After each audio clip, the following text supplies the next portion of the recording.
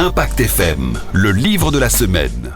Bonjour à toutes et à tous. D'habitude, à l'occasion de nos rendez-vous littéraires du lundi matin, j'essaye de coller à l'actualité du moment et de vous parler des dernières nouveautés dans des domaines les plus variés possibles. Mais aujourd'hui, je vais me faire un petit peu plaisir en invoquant un artiste pour lequel j'ai la plus grande admiration.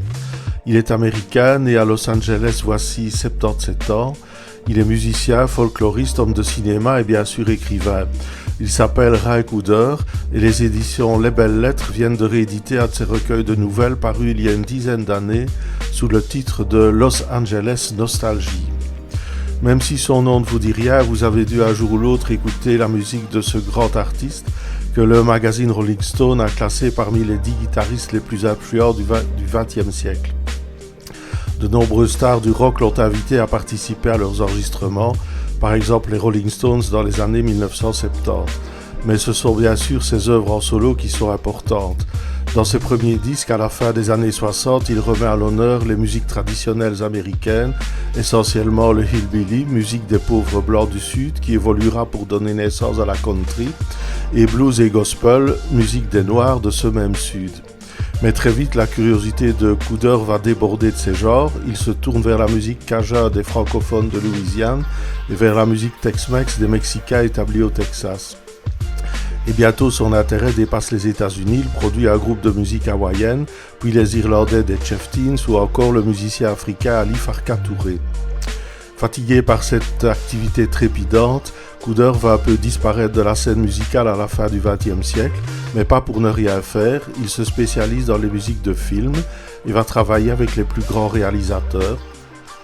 La musique du Paris, Texas de Wim Wenders, c'est lui, comme celle du Jesse James de Walter Hill ou d'Alamo Bay du réalisateur français Louis Malle. Et puis il a produit Buena Vista Social Club, un film qui nous parle de la musique cubaine des années 50 et qui a permis à de vieux musiciens cubains de faire des tournées dans le monde entier. Aujourd'hui, Cooder a repris la publication d'albums solo dans lesquels il nous raconte l'histoire de l'Amérique et souvent le disque est accompagné d'un livre. C'est le cas par exemple de Chavez Ravine qui raconte l'histoire d'un quartier historique de Los Angeles détruit par la spéculation immobilière. Et cela nous amène à ce Los Angeles Nostalgie, ce recueil de nouvelles que les Belles Lettres viennent de rééditer. C'est donc un recueil de 8 nouvelles qui ont toutes pour cadre le Los Angeles des années 40 et 50. On est très loin ici de l'Amérique hollywoodienne. Pour employer un terme à la mode aujourd'hui, il s'agit d'une plongée dans l'Amérique périphérique, celle des petites gens qui survivent grâce à des trésors de débrouillardise. On y rencontre par exemple Frank, qui fait du porte-à-porte pour mettre à jour un bottin de téléphone. Puis il y a Ray, qui espère percer dans le domaine des groupes vocaux, mais qui finira tailleur, comme son oncle Gus. Ou encore Red Sanders, dit Atomic Bomb, qui connaîtra un éphémère succès au moment du rock'n'roll, mais devra se reconvertir en mécano dans un garage tenu par un vendeur de véhicules d'occasion plutôt véreux. Les histoires se déroulent bien sûr au son de toutes les musiques noires, latino ou country que l'on joue dans les bars des quartiers de Los Angeles. Les musiciens sont en général d'illustres inconnus, même si on rencontre le bluesman John Lee Hooker ou la légende du jazz Charlie Parker.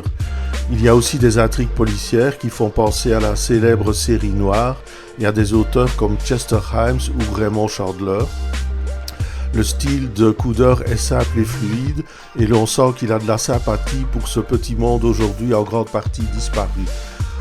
Bref, un livre vraiment attachant que je vous conseille de lire au son de la musique de Ry Cooder que vous pouvez trouver facilement sur internet, en vente bien sûr dans toutes les bonnes librairies. Je vous souhaite de passer une bonne semaine et vous donne rendez-vous à un prochain lundi.